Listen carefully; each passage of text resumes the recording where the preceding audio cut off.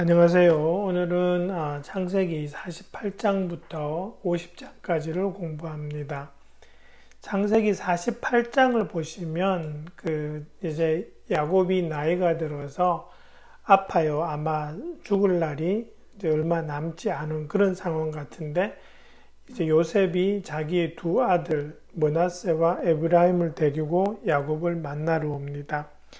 이 자리에서 이제 야곱이 요셉한테 이야기를 몇 가지 하는데, 세 가지 정도로 요약이 됩니다. 첫 번째는 자신과 함께 하셨던 하나님에 대해서 이야기합니다. 하나님이 나를 만나시고 복 주셨고, 그러면서 이제 5절에서 나오는 4절에서 이야기하는 말씀은 이 아브라함에게 하셨던 그 약속이죠. 그 약속을 그대로 이야기합니다.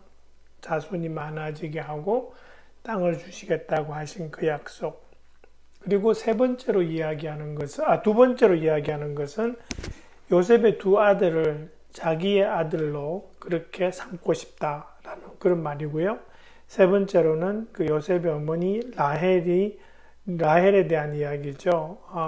언제 어디서 이렇게 죽었는지, 그리고 그 어머니를 어디에 묻었는지를 이야기합니다. 그러니까 베들레헴으로 가는 길 옆에 묻었다, 그렇게 나오죠.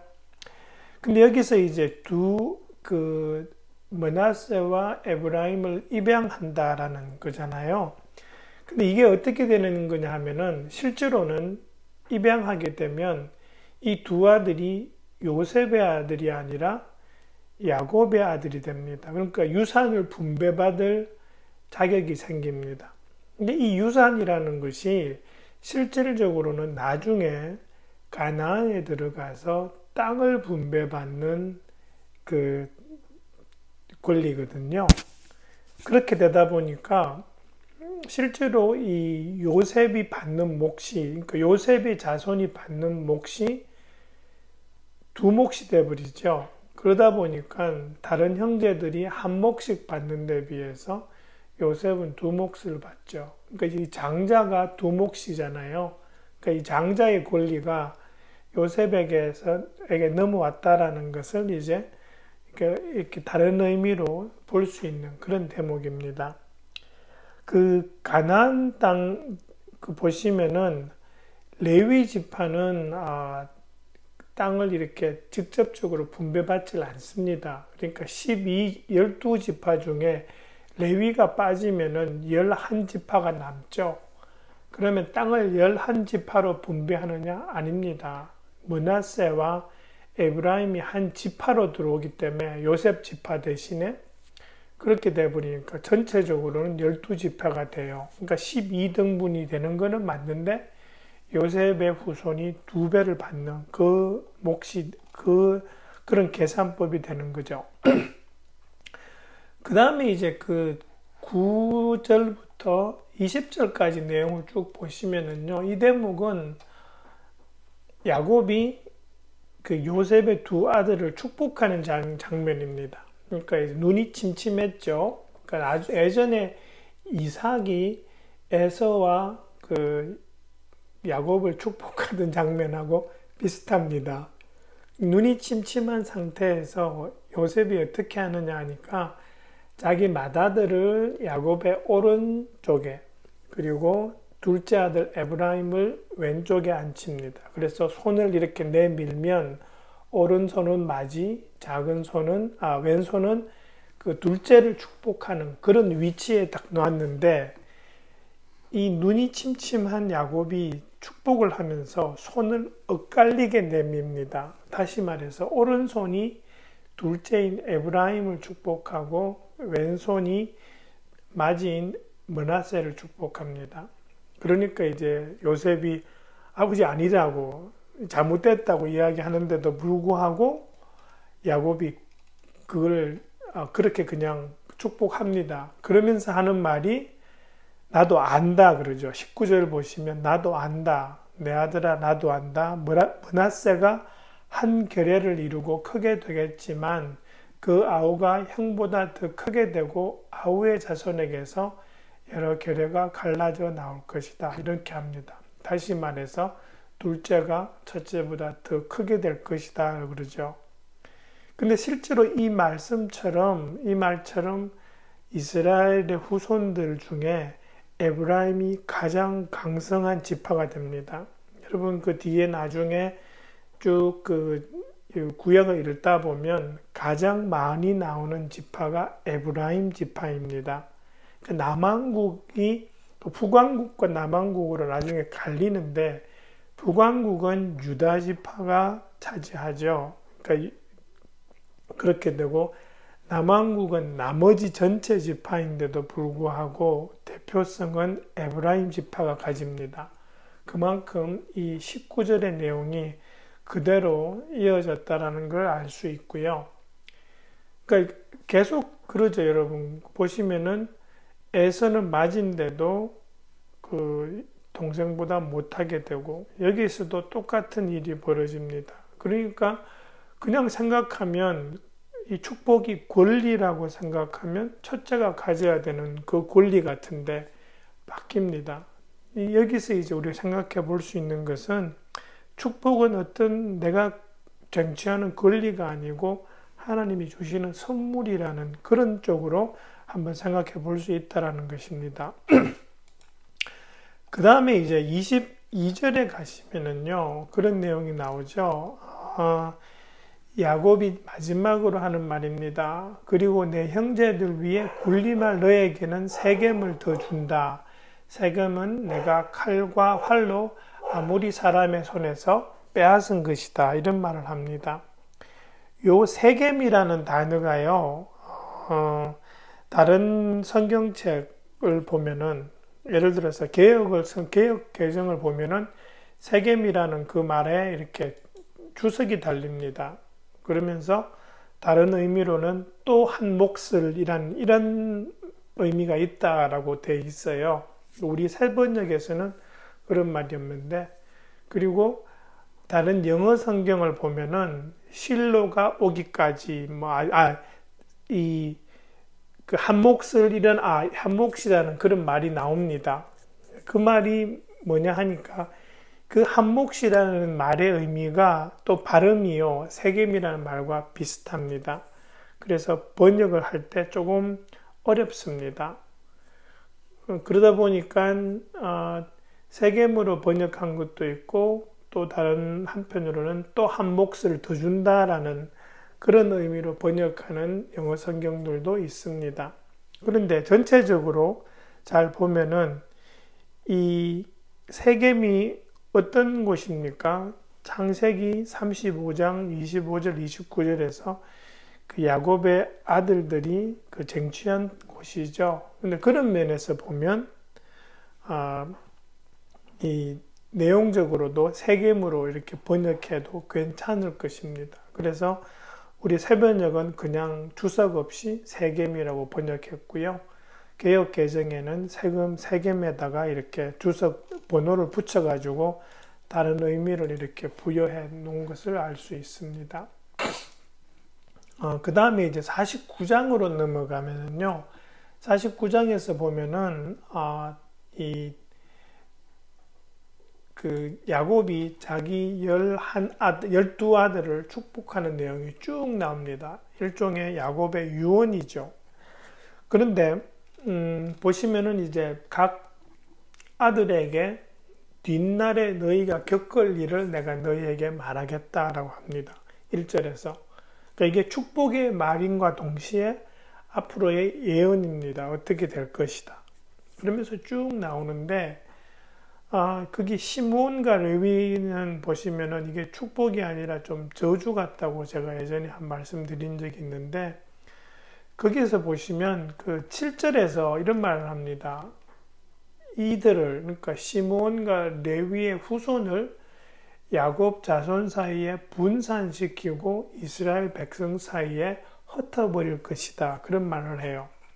근데 사실 이 땅 분배할 때 이대로 됩니다. 이게 어떻게 되냐 하면 레위 지파는 땅을 이렇게 한 몫을 떼받지 못했습니다. 그 레위 지파는 제사장 지파자이기 때문에 각 그 지역마다 제사장이 있어야 되잖아요. 그래서 어떻게 하냐 하니까 지파별로 땅을 분배한 다음에 그 땅 분배한 그 지역에 있는 성읍들을 그 레위 지파한테 주었습니다. 그러니까 전체 48개의 성읍을 받습니다. 그 내용 나오는 곳이 여호수아기 21장입니다. 여호수아기 21장 1절부터 7절까지에 보면 이렇게 토탈 48성읍을 받는다고 하고 있고 거기에 딸린 목장까지도 받는다 그렇게 됩니다. 그렇게 되면 어떻게 되죠? 그 이스라엘 백성 사이에 흩어버린 게 되죠. 그게 이제 레위고요. 시므온 지파는 어떻게 되냐 하니까 여호수아기 19장 1절부터 9절을 보시면 그 유다 지파의 땅 중에 일부분을 그 시므온 지파가 받습니다. 다시 말해서 자기한테 어떻게 특별하게 따로 떼어놓은 땅이 아니라 유다 지파가 받은 땅이 너무 크니까 그것을 그 중에 일부를 이렇게 줍니다. 그러다 보니까 유다 지파 안에 그 시므온 지파가 들어가 버리는 거죠. 그러다 보니까 이제 분산이 되어 버립니다. 그런 것처럼 이 야곱의 지금 축복과 예언의 말들이 그대로 이루어진다라는 것을 우리가 볼 수 있다라는 것입니다. 야곱이 이 49장에서 이 축복하는 내용들 중에 가장 많은 축복을 받는 것은 요셉입니다. 그죠? 요셉은 보면은 22절부터 26절까지 2, 3, 4, 5, 6 해서 5절에 걸쳐서 쭉 그렇게 복을 받습니다. 그런데 내용은 좀 많기도 하지만 가장 눈에 띄는 내용은 어디냐 하니까 유다 지파입니다. 유다 지파는 8절부터 8, 9, 10, 11, 12 5절이고요. 내용적으로는 그렇게 크게 막 축복하는 내용은 요셉에 비하면 조금 작습니다. 그런데 가장 눈에 띈다라는 것은 뭐냐 하니까 잘 보시면 사자에 비유합니다. 그죠? 사자는 그 리더잖아요. 그 다음에 10절에 보시면 임금의 지휘봉이 유다를 떠나지 않는다라고 하고 통치자의 지휘봉이 자손 만대에 이를 것이다. 그리고 권능으로 그 자리에 앉을 분이 오시면 만민이 그에게 순종할 것이다. 이렇게 되어 있어요. 그러니까 이 9절, 10절 내용은 사실은 메시아에 관한 내용입니다. 그죠? 근데 그러다 보니까 이 유다 지파에서 메시아가 나올 것이라는 것을 지금 야곱이 예언하고 있는 것입니다. 그 다음에 여러분 그 11절을 보시면 그는 나귀를 포도나무에 매며 암나귀가 나오고 옷을 포도주에 빨고 이렇게 포도의 붉은 즙 이렇게 해서 예수님을 연상시키는 그런 내용이죠. 그죠? 네, 그런 내용인데 이 부분을 그냥 그 문자 그대로 해석하면 어떤 의미냐 하니까 안정되고 풍요로운 생활을 할 것이다라는 그런 내용입니다. 포도주, 나귀 뭐 이런 게 다 생활의 안정, 풍요 이런 쪽을 의미하거든요. 그래서 다른 그 12 아들 중에 요셉과 유다에 관한 그 예언이 가장 흥미롭고 풍성하다라는 것을 우리가 알 수 있습니다. 그 다음에 10절에서 여러분 그 유다를 축복하는 내용 중에 살짝 그 해석이 어려운 부분이 있습니다. 뭐냐 하면 여러분 그 우리 성경을 보시면 그 10절 중간에 나오는 권능으로 그 자리에 앉을 분이 오시면 이라는 그 부분에 이해해서 이렇게 주석이 달려 있을 거예요.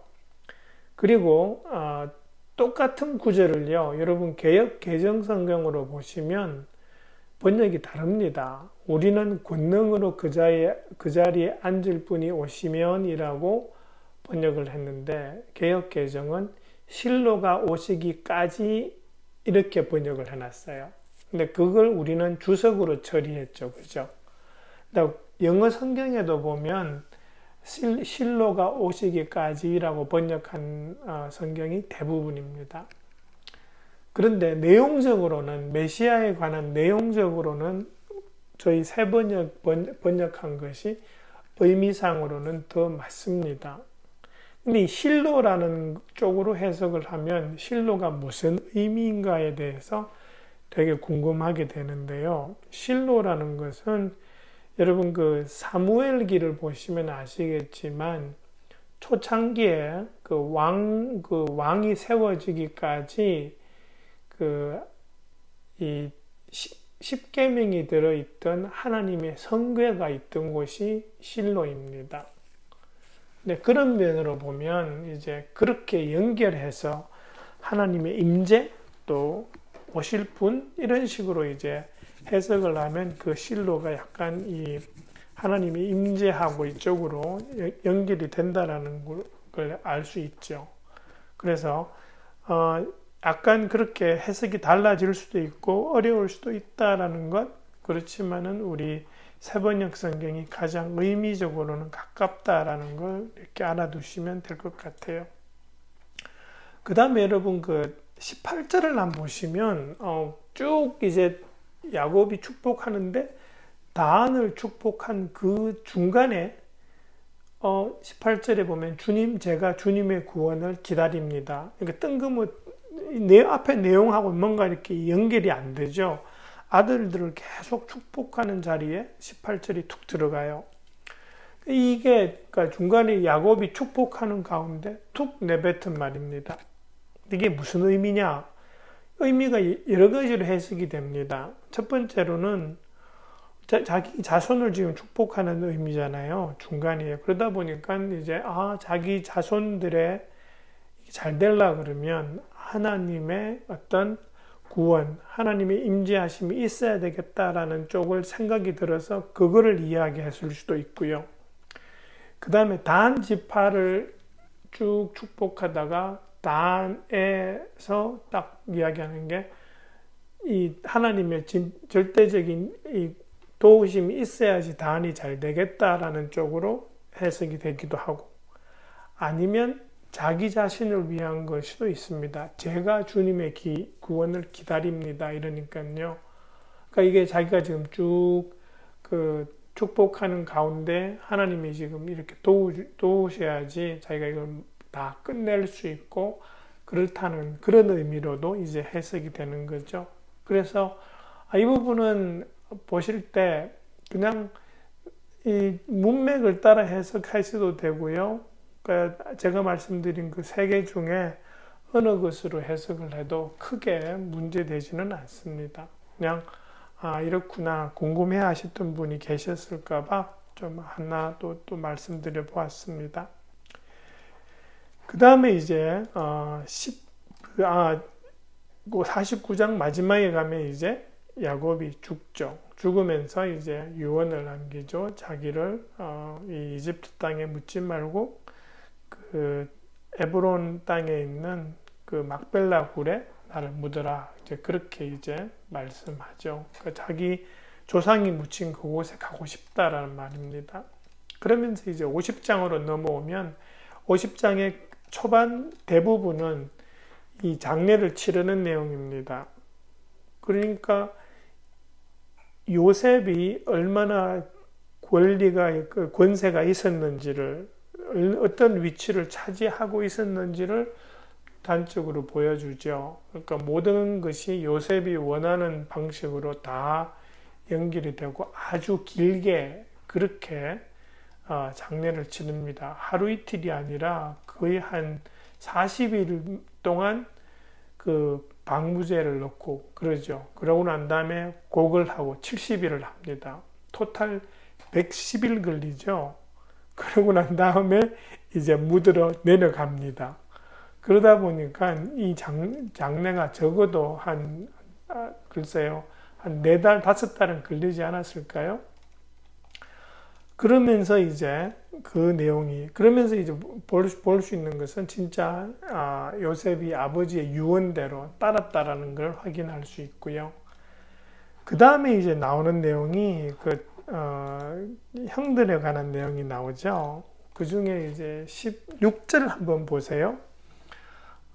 형들이 요셉한테 전가를 보냅니다. 그러면서 아버지가 남기신 유언이 있었다, 이런 말을 하죠. 17절에 이게 유언의 내용인데, 이 내용이 이 형들이 지어냈을 가능성이 되게 높죠. 그죠? 그러고 안 돼 보면은 17절 끝에 요셉이 울어요. 이것은 아는 거죠. 이 형들이 불안해서 아버지를 이렇게 이용해서까지 거짓말로 지금 나한테 이러는구나 라는 걸 깨달으면서 마음이 아파서 우는 거죠. 그러면서 이제 보시면은 형들을 진짜 용서한다는 그 요셉의 마음이 19절, 20절, 21절에 나옵니다. 그러면서 이제 형들뿐만 아니라 형들의 가족들까지 다 책임져 주겠다라는 그런 말을 하는 요셉의 모습이 보입니다. 그 다음에 이제 50장 마지막은요, 22절부터 26절은 사실은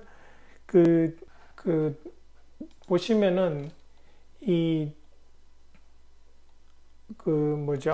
출애굽기를 기대하게 하는 내용입니다. 그러니까 요셉이 뭐라 그러냐 하면은 자기를 아버지 있는 곳에 묻으라 그러는 게 아니고, 너네가 이 땅에서 나갈 때, 그죠? 출애굽할 때 그때 내 뼈도 가지고 가라 그래요. 그러니까 여기서 볼 수 있는 것은 요셉은 출애굽을 기대하고 있었다라는 것입니다. 그죠? 그리고 그 자기의 믿음을 보이는 그 증표로 자기를 여기다 지금은 묻되 너네들이 나갈 때 그때 이 약속의 땅으로 자기의 뼈를 가지고 가라, 그렇게 유언하죠. 이 유언이 언제 이루어지냐 하니까 출애굽하는 날 이루어집니다. 그 내용이 출애굽기 13장 19절에 나오죠. 모세가 그걸 기억합니다. 그래서 요셉의 유해를 가지고 떠난다라는 그런 내용이 이 출애굽기에 나옵니다. 그러니까 그만큼 이제 내용들이 이제 창세기가 끝나면서 출애굽을 기대하는 내용으로 끝나기 때문에 자연스럽게 넘어간다라는 것이 보이는 그런 대목이라고 볼 수 있습니다. 네, 그것으로 50장까지의 내용을 마치겠습니다. 네, 수고해 주세요. 감사합니다.